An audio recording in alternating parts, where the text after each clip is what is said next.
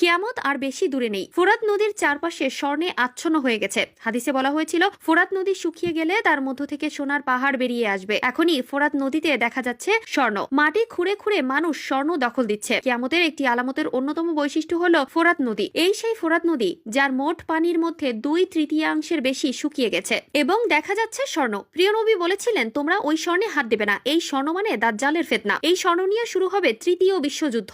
মানুষ স্বর্ণের লোভে শুরু করবেন যুদ্ধ। কে কত সোনা সংগ্রহ করতে পারে তা নিয়ে হবে তাদের মধ্যে লড়াই। ফোরাত নদীর তলদেশে স্বর্ণ ভেসে উঠেছে। লক্ষ লক্ষ মানুষ ভিড় করছে ফোরাত নদী থেকে স্বর্ণ সংগ্রহ করতে। এই ফোরাত নদীর তীরে ইমাম হোসেন রহমতুল্লাহি আলাইহিকে নৃশংসভাবে পৃথিবী থেকে সরিয়ে দেওয়া হয়েছিল। পৃথিবীর একমাত্র নদী ফোরাত নদী। এই নদীর ভেতরে হয়তো চাপা পড়ে আছে হাজারো শহরের নিদর্শন। মহানবী হযরত মুহাম্মদ সাল্লাল্লাহু আলাইহি ওয়াসাল্লামের বলে যাওয়া বার্তা যে তোমরা ততক্ষণ পর্যন্ত কিয়ামতের আশা করো না যতক্ষণ পর্যন্ত ওই ফোরাত নদী তার ভেতর থেকে সোনার পাহাড় না বের করবে। ফোরাত নদীর সাথে কিয়ামতের